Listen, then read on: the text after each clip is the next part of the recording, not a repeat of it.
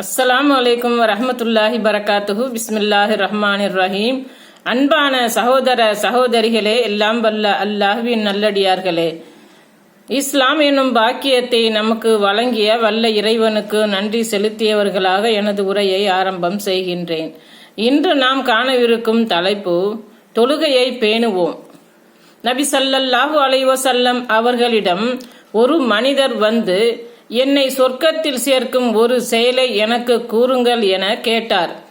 அப்போது, நீர் அல்லாஹ்வை வணங்க வேண்டும், அவனுக்கு எதனையும் இணையாக்க கூடாது, தொழுகையை நிலைநாட்ட வேண்டும், ஜக்காத்தை வழங்க வேண்டும், உறவினர்களிடம் இணக்கமாக நடந்து கொள்ள வேண்டும் என்று கூறினார்கள். இதை அறிவிப்பவர் அபு அய்யூப் ரலியல்லாஹு அன்ஹு, புகாரி 1396.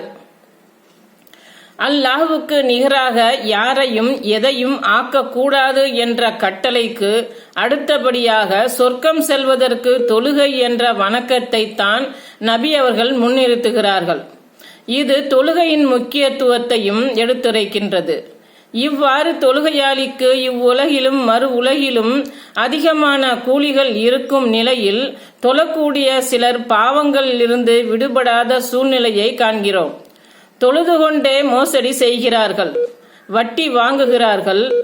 இதற்கு காரணம் அவர்கள் தொழுகையை ஒரு சடங்காக நிறைவேற்றுவதுதான். நபி ஸல்லல்லாஹு அலைஹி வஸல்லம் அவர்கள் சொன்னதை போன்று அல்லாஹ் நம்மை பார்க்கிறான் என்ற எண்ணத்தில் தொழுகையை அமைத்துக் கொள்ளவில்லை.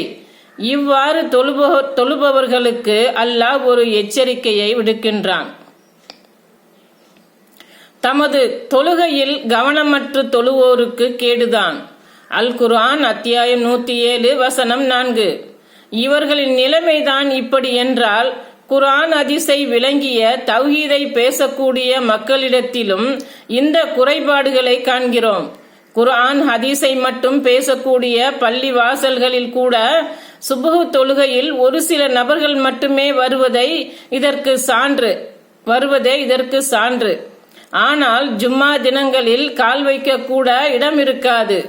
இது போன்று நடப்பவர்கள் நபி ஸல்லல்லாஹு அலைஹி வஸல்லம் அவர்களின் எச்சரிக்கையை கவனியுங்கள். நபி ஸல்லல்லாஹு அலைஹி வஸல்லம்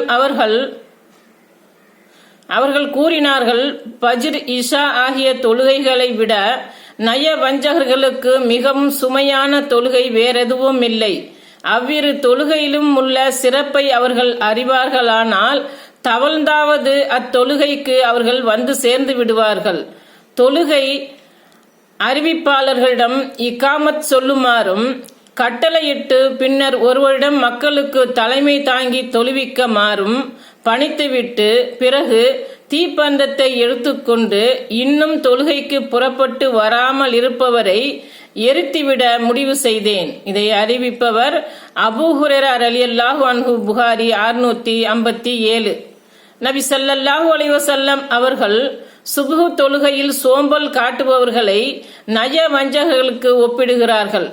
இவ்வளவு முக்கியத்துவம் வாய்ந்த தொழுகையை மறுமை வெற்றிக்கும் அடிப்படையாக உள்ளது. நபி ஸல்லல்லாஹு அலைஹி வஸல்லம் அவர்கள் கூறினார்கள், ஒரு அடியானிடத்தில் மறுமை நாளில் முதலாக அவனுடைய அமல்கள் சம்பந்தமாக விசாரிக்கப்படும். தொழுகையை பற்றி தான் அது சரியானால் அவன் வெற்றியடைந்து விடுவான், அது தவறினால் அவன் நஷ்டமடைந்து விடுவான். அறிவிப்பவர் அபூ ஹுரைரா ரலியல்லாஹு அன்ஹு, திர்மதி 413. தொழுகைதான் ஒருவனுடைய மறுமை வெற்றியை தீர்மானிப்பதாக இந்த ஹதீஸ் கூறுகிறது. அல்லாஹ் மற்றும் நபி ஸல்லல்லாஹு அலைஹி வஸல்லம் அவர்களால் இந்த அளவிற்கு கடுமையாக எச்சரிக்கப்பட்ட தொழுகையை விடுவதன் விளைவுகளை பற்றி நாம் சிந்திக்க கடமைப்பட்டுள்ளோம். ஷைத்தானின் சோம்பல் எனும் வலையில் சிக்கிவிடாமல் அல்லாஹ் என்னையும் உங்களையும் மற்றும் முஸ்லிமான நம் அனைவரையும் பாதுகாத்து கொள்வானாக. அஸ்ஸலாமு அலைக்கும் வரஹ்மத்துல்லாஹி பரகாத்துஹு.